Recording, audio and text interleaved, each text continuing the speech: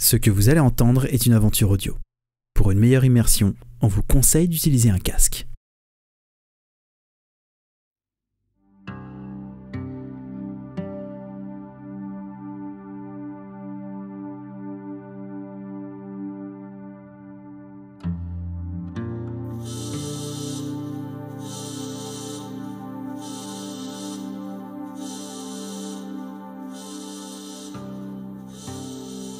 Bon allez les gars, on se réveille.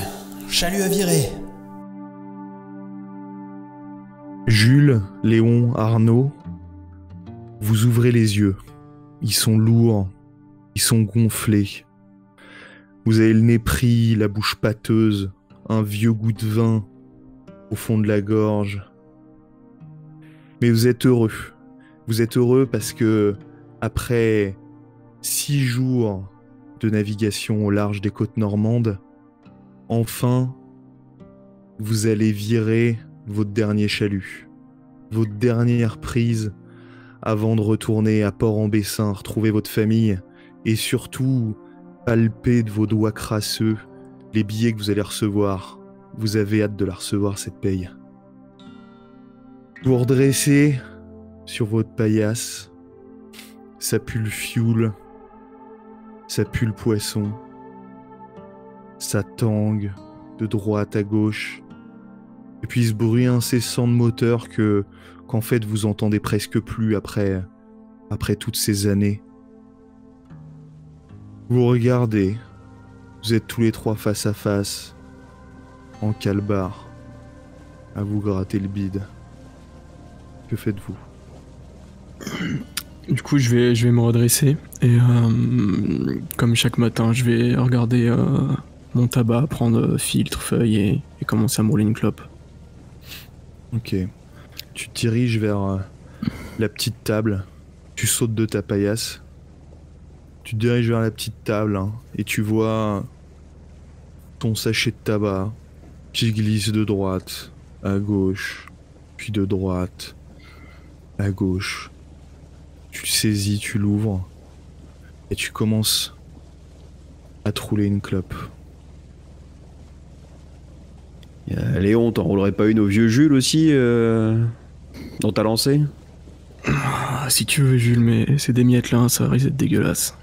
Ouais, la clope du petit-déj, tant qu'elle est là, moi je suis bien. Allez. Arnaud? Non, moi j'ai mon paquet, mais je suis bien content, Jules, que tu me l'aies pas demandé, hein, vu comment tu m'as taxé hier. Attends, on rentre au port aujourd'hui, là. Dernière virée, je passe au tabac, je t'achète un paquet, on n'en parle plus. Il est 4h50. Vous avez dormi un peu plus de 2 heures.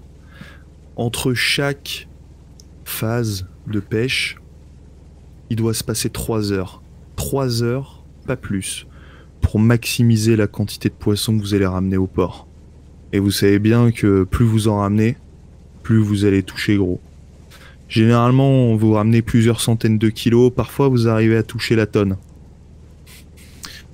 Et là, vous avez filé le chalut, ouais, vers les 2h30, quelque chose comme ça. Et là, votre montre, elle en indique 4h50.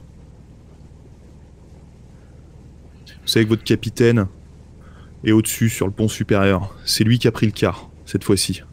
Comme à son habitude. C'est un peu votre tradition. Le dernier chalut, c'est pour lui. Toujours. Que faites-vous ?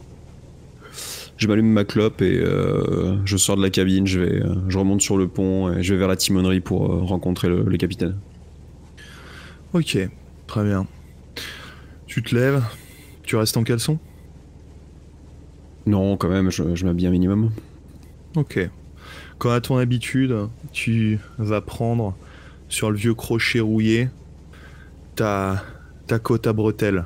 Tu sais, cette espèce de salopette jaune, large, qui permet de te protéger du vent, de la pluie, des embruns, du froid. Tu l'enfiles en un coup.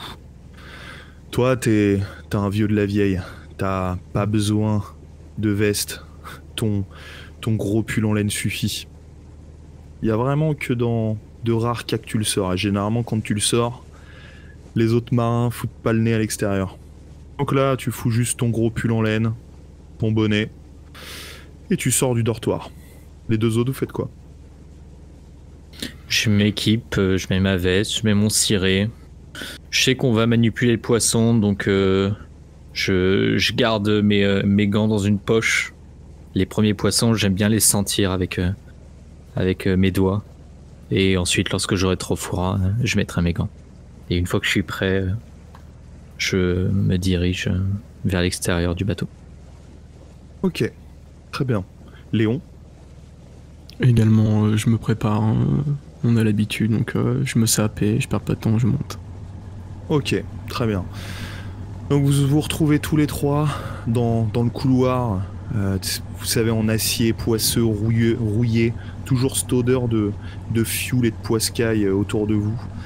Le bruit du moteur est plus fort, la salle des machines n'est pas très loin. Puis vous dirigez vers cette échelle qui monte raide vers le pont supérieur de votre étoile filante.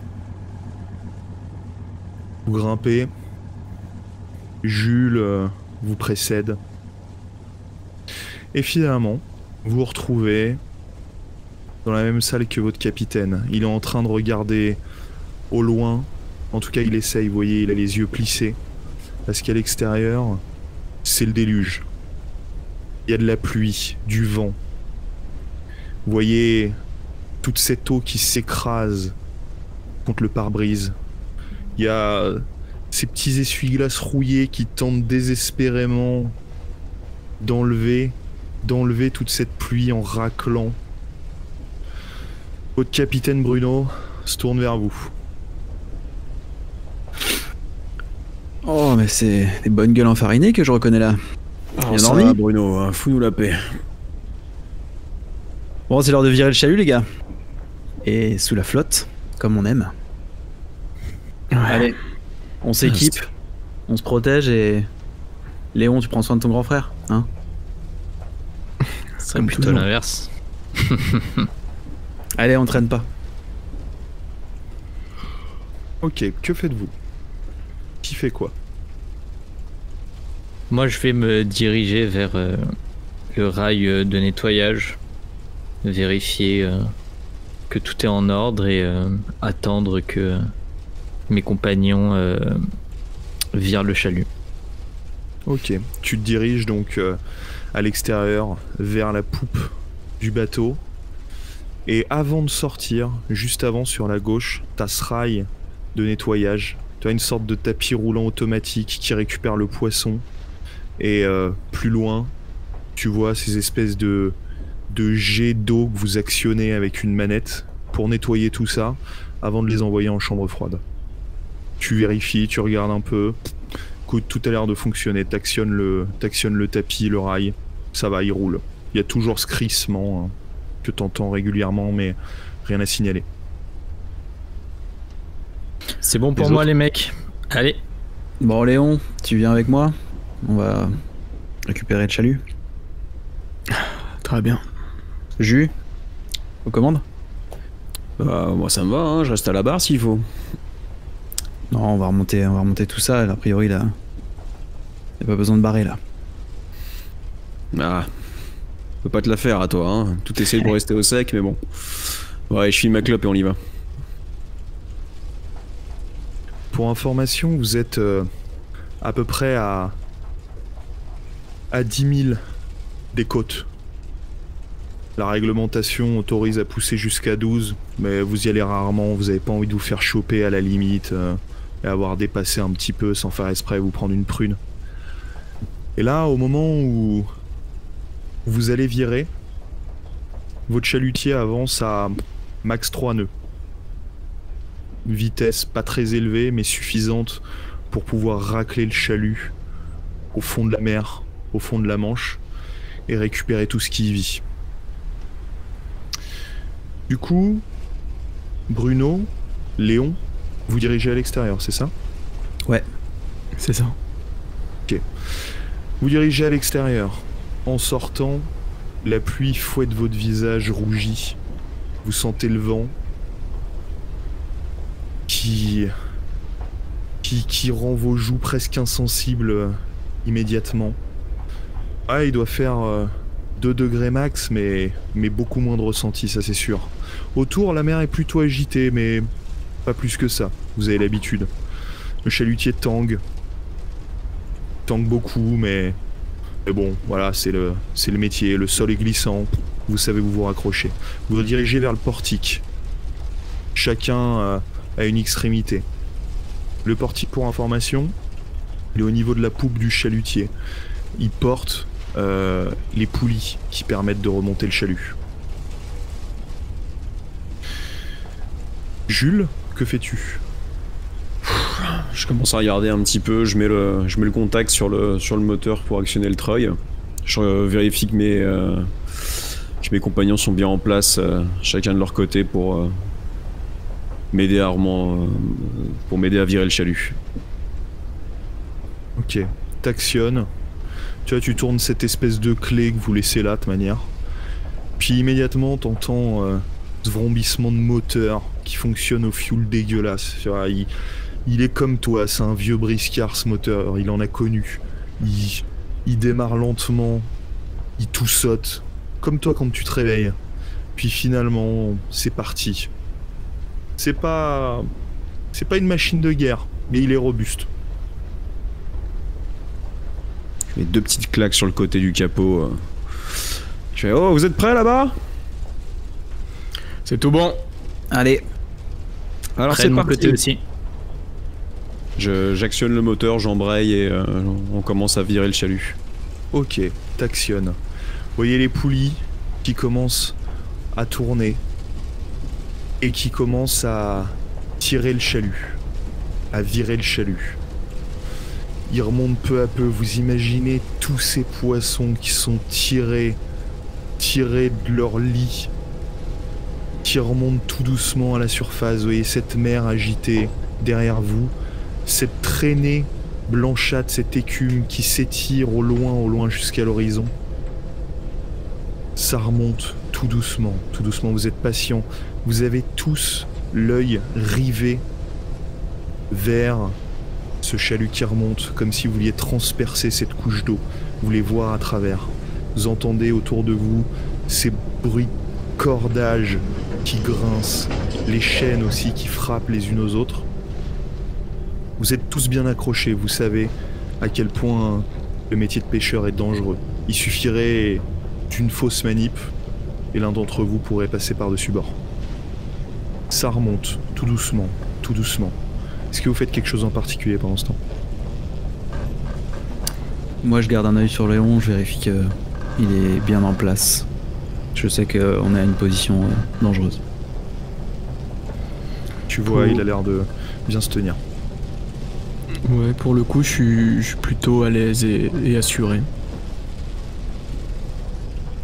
Ok. Vous attendez comme ça plusieurs minutes. Et puis finalement, vous voyez sortir de l'eau, tel un monstre marin, cette énorme poche qui grouille. Vous voyez ce filet chalut, mais qui grouille de centaines de milliers de poissons et de toute espèce. Il commence à glisser sur la rampe au niveau de la poupe du bateau. Il le remonte et puis finalement à prendre de la hauteur, tiré par les poulies. Vous le voyez qui se balance au-dessus de vous. Cette odeur de poisson, cette odeur de sel, de mer, toute cette eau qui s'étale, qui frappe le sol du chalutier. Toi, Léon, tu te diriges directement, t'as l'habitude, vers le chalut. Et tu défais d'un coup sec le nœud de raban. Tout d'un coup, en le tirant, tous les poissons, ces milliers de poissons, s'étalent sur le parc du chalutier. Partout, vous voyez comme une forme infâme, flasque, qui tombe et qui s'étire partout et qui prend toute la place. Vous voyez tous ces poissons qui gigotent, qui passent entre vos bottes, qui se glissent partout, qui vont dans chaque rainure. Le chalut se vide. Il y en a encore quelques dizaines de poissons qui restent accrochés dans les mailles du filet. Que faites-vous? Du coup, je préviens. C'est tout bon. Et je commence à pousser les poissons vers mon frère, vers le rail. Ok. Allez, voyons ce que la mer nous apporte cette fois-ci. Quelle gueule va avoir notre palanquier? Quelle belle pochée, hein, là. On a bien fait de le relancer une dernière fois. Allez, amenez-moi ça, là, amenez-moi ça. Allez, c'est parti. Vous affairez tous. Il y en a qui saisissent une pelle, qui poussent, d'autres directement à la main. Vous avez vraiment de tout dedans. Vous avez du merlan, de l'aigle fin, vous avez de la sole. Vous avez vraiment beaucoup de choses. Il y a aussi quelques crabes qui se sont nichés là-dedans. Vous avez une petite partie qui est morte. Vous avez l'habitude quand vous en voyez, elle est jetée directement par-dessus bord. Et puis donc vous les poussez comme vous pouvez jusqu'au rail de nettoyage. Toi, tu vois Arnaud, du coup les poissons qui commencent à arriver vers toi sur ce tapis roulant. Au niveau du rail de nettoyage, il y a 3 postes de nettoyage. Je commence à les acheminer. Je commence un peu à amener ce flux de poissons qui arrive vers le rail. Dès que je vois qu'il y en a un qui bouge plus, je le prends, je le balance à la mer. Ceux qui tombent, je les remets sur le rail, etc. Et j'essaye vraiment de canaliser ce flux que mes compagnons amènent vers moi. Très bien. Vous nettoyez comme ça le poisson. Pareil, faites tous ces gestes mécaniques. Prenez le poisson, vous saisissez le jet d'eau, vous appuyez sur la manette. Ça l'asperge, vous le nettoyez, hop, vous le mettez dans un des trous qui le dirige vers la cale, etc. etc. etc. Est-ce que l'un de vous est dans la chambre froide? Moi, après avoir aidé un petit peu à vider le plus gros, je me dirige effectivement vers la chambre froide pour finir de nettoyer et entreposer le poisson. Ok, tu descends et t'arrives dans cette chambre froide. Il doit faire moins 5 degrés, si ce n'est plus. L'idée, c'est de congeler le poisson pour pouvoir le vendre frais plus tard au port. Cette chambre froide, elle est déjà presque pleine à craquer, hein. Ça fait 6 jours que vous arrêtez pas non-stop de virer les chaluts. Tu les comptes même plus. Les dizaines que vous avez fait, des dizaines, presque des centaines, tu te dis. Tu comptes pas. Puis tu vois les poissons arriver les uns après les autres. Autour de toi, des caisses, de la glace, une pelle. Que fais-tu? Eh ben, je les prends, je les mets à chaque fois dans une caisse, je remplis la caisse autant que je peux avec plusieurs poissons, puis une pelletée de glace, je ferme la caisse, j'entrepose, et comme ça, mécaniquement. Les poissons dans la caisse, la pelletée de glace, je ferme la caisse, j'entrepose. Ok. T'enchaînes ça. Comme un robot. T'as l'habitude, maintenant ça fait des dizaines d'années que tu fais ce job. Et puis finalement, vous finissez, au bout d'une heure, à traiter tout ça. Vous avez bien nettoyé tout le poisson. Vous avez nettoyé le pont. Vous avez bien rangé tout ça et réfrigéré toute votre prise. Il doit être dans les coups de 6 heures du matin, à peu près. Que faites-vous? Moi personnellement, je les ai laissés s'affairer aux poissons et je suis remonté à la timonerie. Toi, tu vois à l'extérieur, le temps s'est calmé. Il pleut plus. Plus vraiment. Le bruit des vagues, de la pluie ne couvre plus le bruit du moteur maintenant. Tu t'entends de nouveau ce ronronnement que t'aimes tant. Et tu mets un peu les gaz pour monter jusqu'à 5, 6, 7, finalement pour atteindre les 8 ou 9 nœuds à peu près. Tu te diriges vers où? Et bah direction Port-en-Bessin, avec hâte. Ok, tu sais que t'en as pour à peu près 1 heure. C'est à peu près le temps qu'il faut pour traverser les 10 000. Ok. Dis-moi Arnaud, Je commence à en avoir ras le cul des miettes là. J'ai trop fumé hier. Tu pourrais me dépanner une clope, s'il te plaît? Yes. Attends 2 secondes. Je finis de nettoyer le matos quand même. Et j'avais prévu qu'on se fasse un petit café. Je pense qu'il y a des étapes dans une journée qu'il faut pas oublier. Ouais. Et on se fumera notre clope tous ensemble après ça. Ça te va? Ça me va très bien. T'as besoin d'un coup de main? Bah ouais, regarde, tiens, je lui tends une éponge pour qu'il m'aide à gratter les écailles en fait qui auraient pu se loger dans le rail. Ok. Vous frottez le rail. Vous nettoyez tout à jet d'eau. Toi, Jules, est-ce que tu fais quelque chose en particulier? Moi, je suis déjà parti pour la cambuse et j'ai commencé à faire couler le café. Très bien. Vous vous affairez comme ça. Finalement, vous vous retrouvez tous les 4 dans la salle commune pour boire ce café. C'était les derniers grains, les dernières miettes. Il est un peu léger, mais il passe. C'est le principal. Vous fumez quelques clopes. Vous remplissez vos tasses de café avec un petit coup de calva. Vous buvez, vous remettez un coup. Puis finalement l'heure passe et vous vous rapprochez de Port-en-Bessin. Vous êtes vraiment à vue. Il fait beau maintenant. Le ciel s'est découvert. Il n'y a presque plus de nuages. Du soleil, un temps normand par excellence. Il y a quelques heures la tempête, et maintenant le grand soleil. Il n'y a pas un bruit. Toi, tu coupes presque le moteur, presque les gaz, pour arriver tout doux dans le port, passer l'écluse. Il n'y a aucun bateau autour de vous. Il n'y a pas de bruit. Il est à peu près 7h, 7h30 du mat. Normalement, c'est plutôt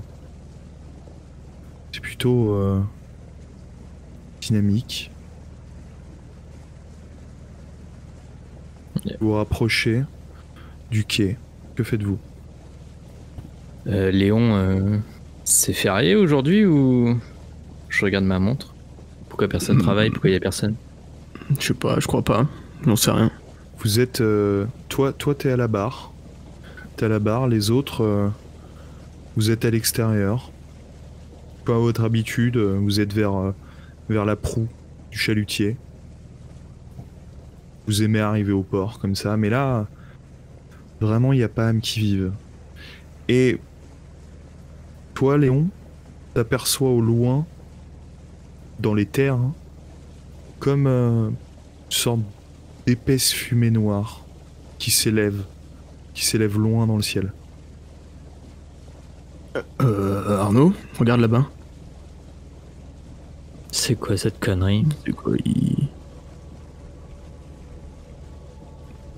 Oh putain. Je vais aller trouver le capitaine, attends.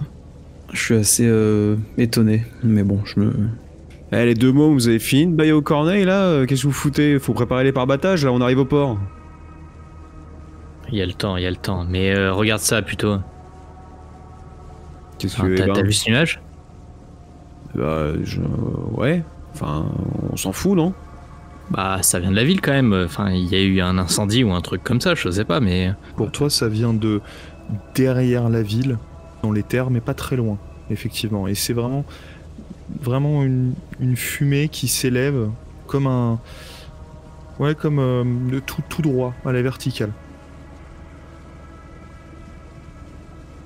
Toi, tu t'en fous, t'as plus que 3 ans à vivre, mais enfin, la longévité de la ville, moi, ça m'importe. Eh, le respect de tes aînés un peu quand même, hein. Ouais. Non, mais d'abord on accoste, ensuite on vend le poisson, puis après t'iras voir ce qu'a cramé si ça t'amuse. Ouais, je suis pas sûr qu'il y ait des gens qui nous attendent au port là. On est à combien de mètres du port là? Plus très loin. Là, t'as coupé les gaz complètement. Tu commences ta manœuvre, tu vois, pour pouvoir vous amarrer en latéral, comme d'habitude, à votre place, attitré. Il n'y a pas une personne sur le quai. Et chose encore plus étonnante, il n'y a pas le fameux camion du marailleur qui vous attend toujours. Il sait quand vous revenez. Vous parlez même plus par radio avec lui. Vous êtes vraiment réglé comme une horloge. Il sait que vous arrivez toujours vers les 7 ou 8 heures. De toute manière, il a aussi d'autres cargaisons à récupérer. Donc il y a toujours ce camion dans lequel normalement vous déchargez tous vos poissons. Et là, il n'y a personne. Qu'est-ce que c'est que ce bordel? Il y a match aujourd'hui? Ah non, y a pas match, non. Bon les gars, on se met en place, on va accoster là. Ouais, mais Bruno, il y a pas le camion. Ouais, j'ai vu. On Ouais. fait quoi là? On accoste quand même. On va pas rester au milieu Oui, du bien port. sûr, mais ouais, t'as raison. Et je vais me mettre en position pour aider à l'amarrage de l'étoile filante. De toute façon, il craint rien le poisson, il est au frais en bas, donc... Est-ce qu'on pourrait avoir le numéro de ce mec dans le camion? Ah ouais, tu l'as. Ok, bah je sors mon... Tu l'as dans ton téléphone, c'est... Ouais, c'est ça, bah je lui passe un coup de fil. Ah, ok. Tu sors ton vieux téléphone pourri, tu sais, toi t'es pas passé au smartphone, de manière aucun de vous n'est passé au smartphone. Vous, ce qui vous compte pour vous, c'est un téléphone qui tient, contre les embruns, etc. Tu sors donc ton tel, tu le trouves dans ton répertoire. Ça sonne. Puis rien. Bah, je laisse un message du coup. Tu laisses un message. Philippe, on est au port là, t'étais censé être là, donc si tu pouvais te bouger le cul, ça serait top. On t'attend. Je raccroche. Ok, tu raccroches. Les autres. Moi, je me suis un petit peu isolé, comme à mon habitude, parce que j'aime pas trop faire ça devant mes camarades, mais j'ai sorti mon téléphone et j'ai appelé ma femme, comme je fais toujours quand je rentre au port, juste pour lui dire que je vais bien et que je suis rentré. Ok. Ok, tu commences à taper son numéro, tu le connais par cœur. Directement sur répondeur. Moi de mon côté, je retire les mains de la barre parce qu'on est pas loin d'être dans le bon truc. Puis je m'attarde sur ma main gauche et mon alliance. Je pense à ma femme, Manon. Et puis je reviens à la réalité en me disant que bon, il faut amarrer le bateau et puis je l'appellerai après, une fois qu'on sera tous arrêtés sur la terre ferme. Ok. Tu te diriges donc sur le côté du chalutier. Il y a déjà les petits jeunes qui y sont pour amarrer le bateau. Il y en a un, Arnaud, qui a déjà sauté sur le quai, qui récupère les amarres. Je suis avec le cordage, je commence déjà à faire un nœud sur une bite d'amarrage. Un nœud de marin. Et une fois que je vois qu'il est bien solide, je remonte sur le bateau, je récupère un autre cordage et je continue. Allez les gars, on s'active. On fait ça bien, comme d'hab. Ouais, mais je veux bien, mais le poisson du coup on le laisse en bas. Je sais pas, c'est très bizarre ce qui se passe. J'ai juste envie qu'on amarre ce bateau, on descend et on cherche à comprendre ce qui se passe, ok? Non, mais ouais, on le laisse l'offrir en bas de toute façon. Ouais. Il est bien là où il est. Par Ah bah contre, tiens Jules, t'es de nouveau là. On t'a pas vu pour l'amarrage du bateau hein? Vous êtes pas assez de deux pour amarrer un rafio comme celui-là? Bon les gars, Déjà. ça va? Vous avez du réseau, vous les gars? Vous arrivez à joindre quelqu'un? J'aimerais qu'on amarre ce foutu bateau avant de se pencher sur nos problèmes perso. C'est bon? Bah là, c'est pratiquement fait. Là, je pense juste qu'il faut. On met le bateau sous clé et on essaie de comprendre ce qui se passe. Léon, j'ai vu que tu avais laissé un message à Philippe. Bah, il devrait nous rappeler assez rapidement, je suppose. Philippe, le il a connaissant, pas ouais. répondu? Non, il a pas répondu. Genre, ça sonne dans le vide? Ouais. C'est pas normal, il répond tout le temps, là. Ouais, puis moi, j'arrive pas à joindre ma femme. Je vais essayer la mienne. Je décroche mon téléphone et je l'appelle. Répondeur immédiatement. Ah, c'est chelou. Pourtant, on a bien une panne de réseau. Hein. On n'est pas tous sur le même réseau, c'est étonnant. Et puis c'est quoi cette fumée noire au loin là qu'on a vu en arrivant dans le port? Personne dans Port-en-Bessin? Personne sur le port? C'est une blague, une caméra cachée, comment ça se passe? Ouais, je passe un coup de fil à la capitainerie. Ok. Ça sonne.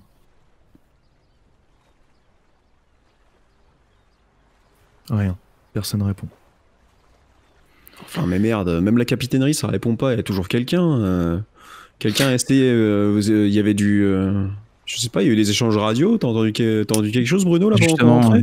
je retourne à la timonerie et je vais décrocher la radio, essayer de voir si je peux joindre quelqu'un sur une autre fréquence que le téléphone au cas où le réseau serait planté. Le problème, c'est peut-être ça la fumée qu'on voit, une antenne qui est un incendie. Ok. T'essaies de joindre qui? Comment? Mais je commence par la capitainerie, en gros les fréquences du boulot que j'ai l'habitude de joindre depuis l'étoile, notre bateau. Ok. Ça grésille.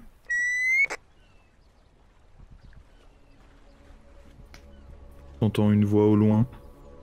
Très bon. Allô? Allô? Vous m'entendez ici Bruno Lefebvre de l'étoile filante, Port-en-Bessin. Ouais. Qu'est-ce qui se passe là? Y a personne dans le port. De... L'étoile filante, là, vous revenez de... Vous revenez de la pêche? Oui. Ok. Bah, bougez pas, on arrive, hein. Comment ça Plus bouge? personne. Jus, viens voir ici. Qu'est-ce qui se passe? C'est bizarre là, j'ai eu la...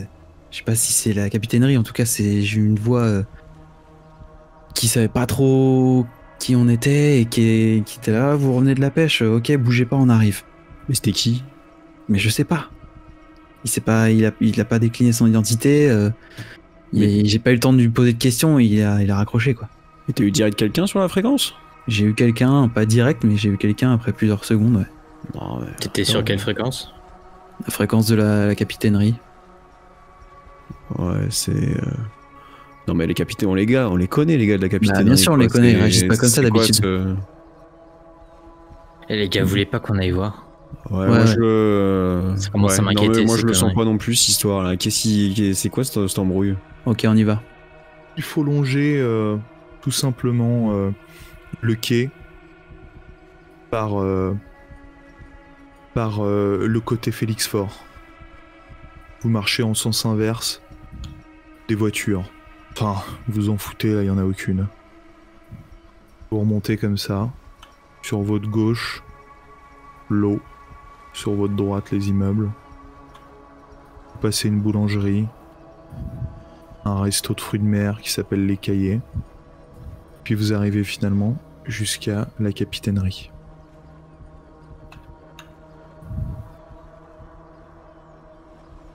Bon, et bah, allons-y, j'essaie de rentrer. D'habitude, c'est ouvert en heure de boulot, quoi. Est-ce que visuellement, il y a des trucs un peu choquants, mis à part le fait qu'il y ait juste personne? Des traces de matériel abîmé, je sais pas, des vitres cassées. Bah, en effet, en regardant, tu vois quelques vitrines cassées. Mais c'était pas flagrant comme ça au premier regard. Vous êtes devant cette capitainerie. Vous entendez un bruit de moteur. Un gros moteur, vous imaginez un camion. Qui arrive comme s'il arrivait dans la ville. Qui arrive des terres et qui se dirige vers le quai. Ouais. Ok. Bah, moi j'essaie de rentrer dans la capitainerie, hein. Quelqu'un qui m'a répondu, je vais aller le voir, quoi. Ok, tu rentres. La porte est entrouverte. Tu regardes même, la poignée a été tracassée. Tu rentres. Tout est sans dessus dessous. Âmes qui vivent. Y'a quelqu'un? Le bruit de moteur, il se fait de plus intense. Cette fois-ci, vous en êtes sûr, c'est un camion. Que faites-vous les autres? Je vais me diriger vers le camion, enfin vers ce que j'entends. Ouais, moi pareil. j'essaie de voir si c'est pas le marieur qui arrive. C'est ça, je voulais vérifier la tronche du camion. Hein. Donc je me décale avec Léon pour essayer d'avoir un visu. Vous décalez. Vous voyez le camion, effectivement du marieur qui arrive rue de Bayeux et qui prend justement le quai Félix Faure. Vous êtes à son angle pour se diriger vers là où est amarré votre chalutier. Il passe devant vous. Vous voyez ce gros camion blanc qui passe à vive allure. Est-ce qu'on reconnaît Philippe en conducteur? T'as pas eu le temps de voir. Est-ce que c'est les mêmes couleurs que le camion qu'on a d'habitude? Ouais, c'est le même camion. Eh mais il se fout de notre gueule là. Philippe! Quoi, vous avez vu le camion marieur? Ouais, il vient de passer là. Non mais regardez les gars, l'état de la capitainerie. Elle était vandalisée. Y a plus personne. Et puis en cette saison, c'est pas les comptes touristes bourrés qu'on fait ça. Hein. Mais non mais c'est hyper inquiétant là. Et surtout que Philippe, je crois pas qu'il soit à la capitainerie. Donc en fait, Ok. juste il avait un petit retard. Allons-y vite. Allons voir le camion qui est arrivé. Ok. Vous dirigez donc au pas de course vers votre chalutier, vers le camion. Vous reprenez donc le quai en sens inverse jusqu'au camion blanc qui s'est arrêté, le pot d'échappement qui fume toujours devant votre chalutier. Vous voyez une personne, un gars qui sort. C'est pas du tout Philippe. C'est pas du tout lui. C'est Patrice, un gars que vous connaissez, que vous avez déjà vu dans le café du coin, mais qui bosse dans une usine de sidérurgie un peu plus loin. Vous savez pas ce qu'il fout là. Salut. Est-ce qu'il est descendu du camion? Ouais. Salut. Se retourne. On se connaît, on s'est déjà vu au café. Patrice, Ah c'est ouais. ça? Ouais. Ouais, toi c'est... Arnaud. Arnaud, voilà, c'est ça, ouais. Ouais, ça va Arnaud? Ça va, et toi, qu'est-ce qui se passe? Pourquoi est-ce qu'il y a personne? Vous êtes parti combien de temps en mer là? Une semaine. Ouais, ça doit faire sacrée quantité de poiscaille, tout ça, non? Ça va, on a eu de la chance. Mais Ah ouais, vous avez- Il est où Philippe? Philippe, il est il est malade, on va dire. J'ai récupéré son camtar. Et c'est toi qui vas nous payer aussi? Bah, tu sais, on se rend service. Bon, allez, on embarque tout ça. Vous m'aidez? attends, Patrice, on va pas faire les choses comme ça. Ouais, Qu'est-ce qui se passe? Ouais, voilà. Qu'est-ce qui se passe? J'embarque la poiscaille, comme d'habitude. On vient de la capitainerie, c'était en bordel, personne répond, il y a ce nuage de fumée, t'as pas d'informations, rien. Bon, les gars, ici, personne cherche de problème, ok? Juste balancer les caisses de poissons et on passe à autre chose, quoi. On cherche pas des problèmes, on cherche des informations, Patrice, pourquoi tu veux pas nous le dire? Ouais, je sais pas, t'es bourré, Patrice? Non mais, les gars, juste balancer le poisson sera plus simple pour tout le monde. Cherchez pas comme ça les embrouilles. Allez, on y va, là. Et Il a alors, quoi, on cherche Patrice? que Il a dalle, quoi enfin, c'est pas Il a quoi, possible. Philippe? Patrice, il a quoi, Cool. Philippe?